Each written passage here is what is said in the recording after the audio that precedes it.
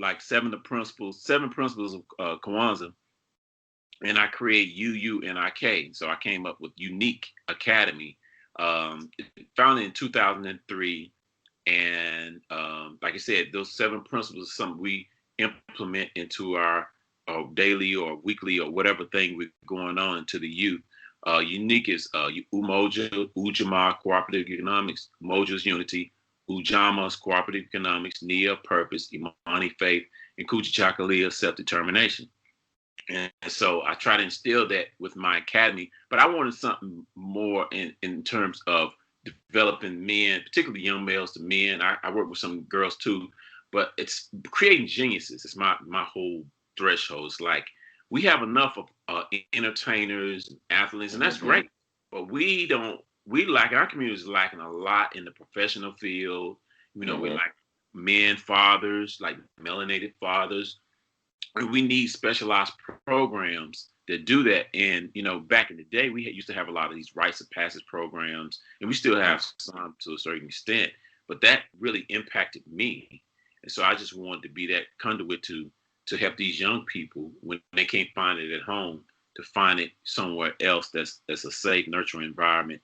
And so that's why I created UUNIK Academy and just kept it going. Definitely. Now, something I want to touch on, I was going to ask you a little bit later, but something else that was really impressive to me, because you could have named it whatever you want to name it, right? Tell me, why did you choose African principles to kind of use it as the foundation for what you're doing? Well, I mean, it's like a self-discovery growing up and I'm in the South or growing up in America. A lot of Black young people, we don't discover our roots, our African heritage. We most Black kids learn about Martin Luther King and maybe Frederick Douglass and another figure, but for the most part, we don't take it all the way back to our roots. And I grew up at a time, like you said, a different world. Tribe Called Quest, KRS-One, Queen Latifah. That really resonated with us because that group, that whole era was a self-discovery type period. And then I started reading about myself,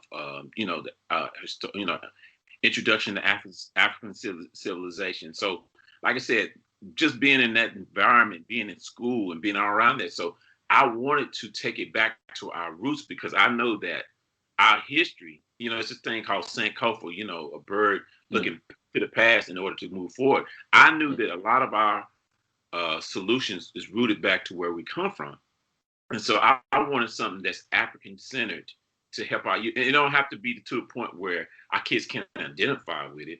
Like I could have called it some, Swahili name, but a lot of our kids don't identify. They're not in touch with that, but unique, and putting those principles in there, I thought that was the perfect thing to do. And